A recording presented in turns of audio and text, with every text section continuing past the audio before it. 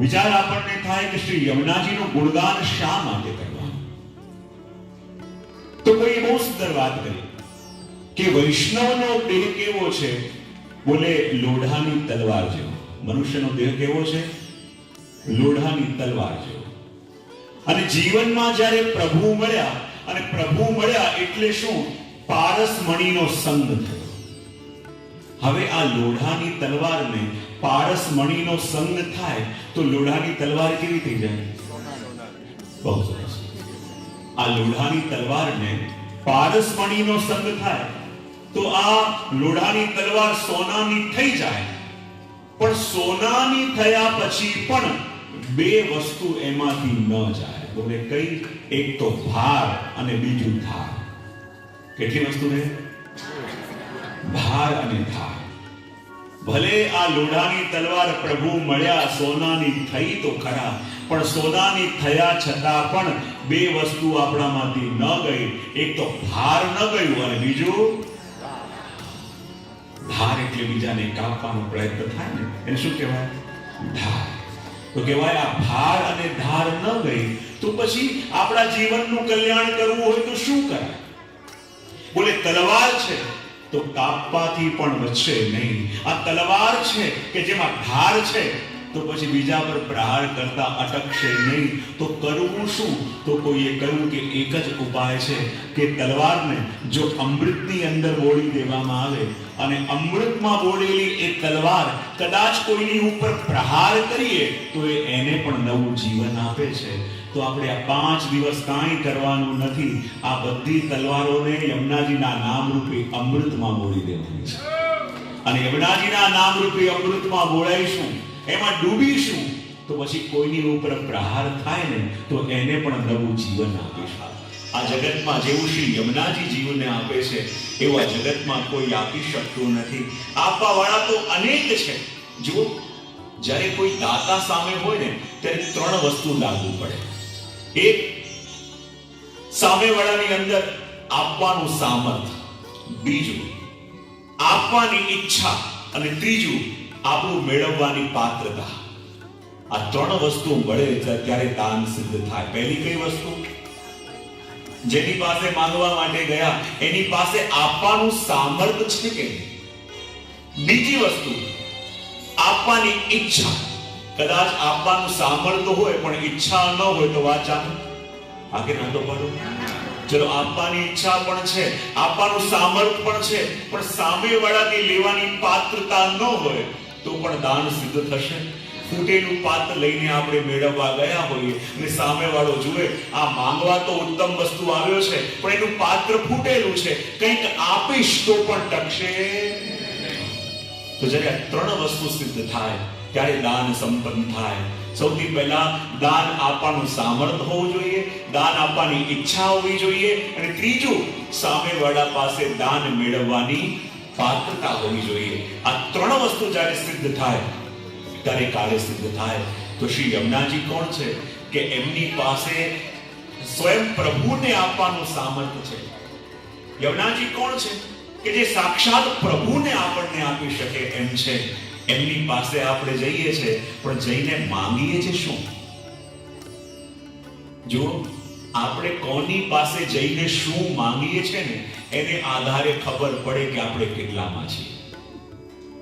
શ્રી યમુનાજીનું સ્વરૂપ કેવું છે? શ્રી યમુનાજીનો સ્વભાવ કેવો છે કે અજાણે અધર્મી નાઈ ગયો ને માએ કર્યો ઉદ્ધાર. કોઈ ચાલતો ચાલતો વ્યક્તિ જતો હોય, ગરમીમાં તરસ લાગી હોય અને માત્ર પોતાની પ્યાસ બુજાવવા માટે કોઈ યમુનાજીનું પાન કરી લે છે તો પણ યમુનાજી એનો સંબંધ ઠાકોરજી સાથે કરી દે છે. અને જે યમુનાજીની અંદર એવું સામર્થ્ય છે કે જે સ્વયં ભગવાનને આપી શકે એની પાસે જઈને આપણે માંગીએ છીએ શું?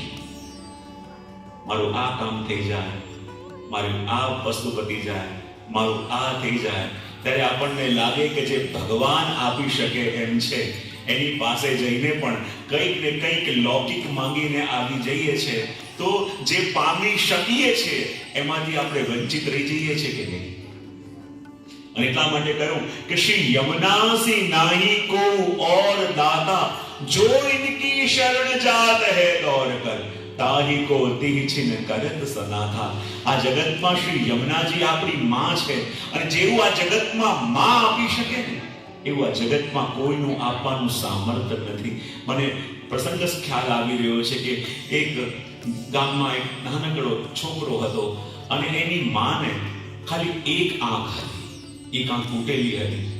અને જ્યારે પણ એની માને લઈને બાળક સ્કૂલમાં જતો, એના નાના નાના બાળકો એની મશ્કરી કરતા, અને જ્યારે મશ્કરી કરતા કે જો તારી માને આમ છે આમ છે, અને એ દીકરાને એટલો દુઃખ લાગતું, એટલું અપમાનિત મહેસૂસ કરતો. એની માને કહેતો કે એવું કર, તું સ્કૂલે ના આવ, તું સ્કૂલે આવે છે ને તારા કારણે મારે કેટલું સાંભળવું પડે છે, મારા બધા મિત્રો મારી મજાક ઉડાવે છે, મારું અપમાન કરે છે. એ માં કહે છે, બેટા ગમે તે હોય, હું તો તારી માં છું, અને તારા માટે જેવી લાગણી મને છે એ બીજામાં ક્યાંથી આવશે? પણ જ્યારે નાનો હતો ત્યારે માને બહુ કહી ન શકે, પણ જ્યારે પણ એની માને લઈને સ્કૂલે જાય યા કોઈક આવે, એના બાળકો અંદર વાત કરતા હોય, અને એને એમ લાગવા લાગ્યું કે જો જ્યારે પણ હું મારી માં સાથે જઉં છું, મારી માં મારી સાથે આવે છે, ત્યારે મારું અપમાન થાય છે. અને અવોઇડ કરવા લાગ્યો, અને વિચાર કરવા લાગ્યો, થોડુંક મોટો થાવ તો ભણવા માટે બહાર ચાલ્યો છે. તો આ રોજ લોકો આવીને હસે છે, અને માને કારણે મારું અપમાન થાય છે, એ મને સહન ન કરવું પડે. અને ખરેખર મોટો થયો, 12th પાસ કર્યું, અને એની સારી જોબ બહાર લાગી ગઈ. ભણવા માટે બહાર ગયો, અને આ માનો તો એકનો એક દીકરો હતો. એનું હૃદય કકડાય. એ કહે કે રોજ ફોન કરે, પત્ર લખી અને કહે, બેટા આટલા મહિના થયા છે અને માનું હૃદય વ્યાકુલ થઈ રહ્યું છે, બેટા એકવાર આવીને તને જોઈ જાઉં. તું કહેતો હોય તો એ જ ઘડી પાછી નીકળી જઈશ, પણ એકવાર મને તને જોઈ લેવા દે. ને છોકરો કહેતો, ખબરદાર અહીંયા આવી છે તો જો હું ગામમાં રહેતો હતો ને તારા કારણે મારે અપમાનિત થવું પડતું હતું, અહીંયા બિલકુલ ના હોતી. પહેલા તો 6 મહિને એકવાર ઘરે આવી જતો, માને સંતોષ થતો, પણ હવે તો એ પણ આવવાનું બંધ કરી દીધું. માં કહેતી, બેટા 6 મહિનાથી પ્રતીક્ષા કરતી હતી કે હવે રજાઓ આવશે તો તું પાછો ઘરે જરૂર આવીશ. પણ છોકરો બહાનું કરી દેતો, ના મને અહીંયા નોકરી મળી ગઈ છે, મારાથી નહીં નીકળાય. વર્ષો વીતી ગયા, એ છોકરો પાછો ના આવ્યો, અને અહીંયા સુધી કે એને ત્યાં જઈને લગ્ન પણ કરી લીધા, પણ એની માને ન બોલાવી. જ્યારે એના સાસરાવાળાએ પૂછ્યું કે તારા ઘરમાં કોઈ છે નહીં? ના, બોલે મારી માં હતી, પણ હવે આ દુનિયામાં રહી નથી. ને જ્યારે આ માને ખબર પડી કે મારા એકનો એક દીકરો એને લગ્ન કરી લીધા, મને ન બોલાવે તો ચાલે, પણ મને સૂચના પણ ના આપે કે લગ્ન કરી રહ્યો છે, મનમાં બહુ પીડા થઈ, મનમાં બહુ તાપ થયો, પણ જેમ તેમ કરીને સહન કરી લીધું. જ્યારે પણ ફોન કરે અને દીકરો જ્યારે એની માનો અવાજ સાંભળે અને ફોન કટ કરી દેતો, અને કહેતો, તારા કારણે બાળપણમાં મારે બહુ અપમાનિત થવું પડ્યું છે, મારી તારી સાથે કોઈ સંબંધ નથી. પણ જ્યારે 1 વર્ષ પછી એમને ત્યાં પૌત્ર થયો, દીકરો થયો, માને સમાચાર મળ્યા. દીકરાએ તો કોઈ સૂચના ના આપી, પણ બહારના લોકોને ખબર પડી, અને હવે માનું હૈયું હાથમાં ન રહ્યું. એને કહ્યું, ભલે મારો દીકરો વધારે શું કરશે, મારું અપમાન કરશે, મને વળશે, પણ મારા દીકરાને ત્યાં દીકરો થયો છે તો એકવાર એનો ચહેરો જોઈને પણ આવું. અને માનું હૃદય રહી ન શક્યું, માને ધૈર્ય ના રહ્યું, અને માં કીધા વિના એના ઘરે પહોંચી ગઈ. જ્યારે બાણું કકડાવ્યું તો એની પુત્ર વધુએ ઘર ખોલ્યું, અને જ્યાં આ સ્ત્રીને પહેલી વાર જોઈ, બોલે, તમે કોણ છો? બોલે, હું તારી સાસુ છું, તારા પતિની હું માં છું. એ ચોંકી ગઈ, કહેવા લાગી કે મારા પતિએ તો મને એમ જ કહ્યું છે કે મારી માં તો ક્યાંની મૃત્યુ પામી છે. અને જ્યાં વાતચીત કરતા હતા ત્યાં જ એનો દીકરો આવ્યો, અને દીકરા આવીને માને કહ્યું, અરે મેં તને કેટલી વાર ના પડી છે, ખબરદાર મારા ઘરમાં આવી છે, તારા કારણે મારે નાનપણની અંદર કેટલું અપમાન સહન કરવું પડ્યું, કેટલું લોકોની મજાક સહન કરવી પડી છે, હવે તો અમને ચેનથી જીવા દે. અને એ વખતે માનું અપમાન કરીને એ દીકરાએ માને પાછી મોકલી, અને માં રડતા પોતાના ગામમાં પાછી આવી. અને થોડા દિવસ પછી એ દીકરાની ઉપર સમાચાર આવ્યા કે તારી માનું મૃત્યુ થયું છે, અને આ જે પણ કંઈ ઘર બધું છે એ તારી માં તારા નામ પર કરી ગઈ છે, તો તું આવીને એ બધું મેળવી લે. વર્ષો સુધી માં કહેતી રહી ત્યારે ન આવ્યો, પણ આજે કંઈક પામવાનું છે એટલે દીકરો આવ્યો. અને જ્યારે ઘરની અંદર ઘૂસ્યો, સામે એની માનું ચિત્ર, એમાં ચંદનનું હાર ચઢેલો હતું.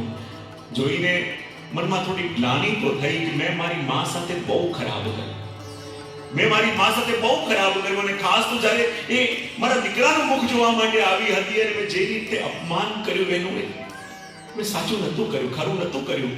અને જ્યાં વિચાર કરતો હતો ત્યાં જ કોઈ આવીને એની માનો છેલ્લો લખેલો પત્ર એના દીકરાને આપ્યો અને કહ્યું કે જ્યારે તમારી મા બહુ જ બીમાર હતા, બહુ બીમાર હતા, અને ત્યારે કહ્યું કે હવે કદાચ દીકરો આવશે ત્યાં સુધી હું જીવતી નહીં રહું, તો મારો દીકરો જ્યારે આવે ત્યારે પત્ર એના હાથમાં આપજો. એ જ્યારે દીકરો આવ્યો, પત્ર હાથમાં લીધો અને જ્યારે પત્ર ખોલ્યો ત્યારે એમાં માએ લખ્યું હતું, બેટા જ્યારે આ પત્ર તું વાંચતો હોઈશ ત્યારે કદાચ આ દુનિયામાં હું નહીં હોઉં. બેટા જીવતે જીવતો મેં તને દુઃખ આપવા સિવાય કંઈ કર્યું નથી.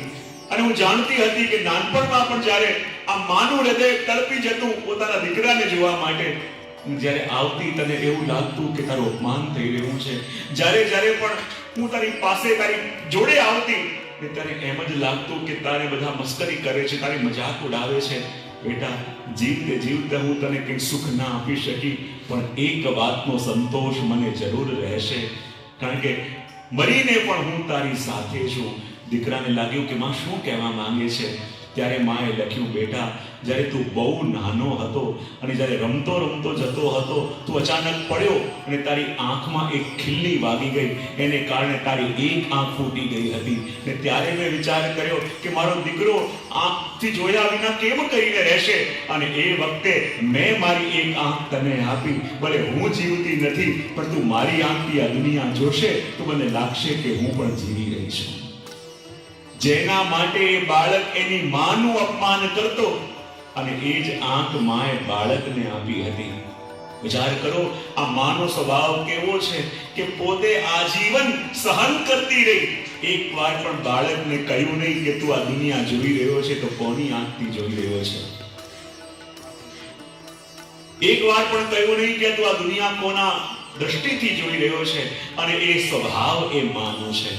અને એટલે તો કહ્યું કે શ્રી યમુનાજી કોણ છે કે શ્રી યમુના સી નાહી કો ઓર દાતા, જો ઇનકી શરણ જાત હૈ દોડ કર, તાહી કો તિહ છિન કરત સનાથા.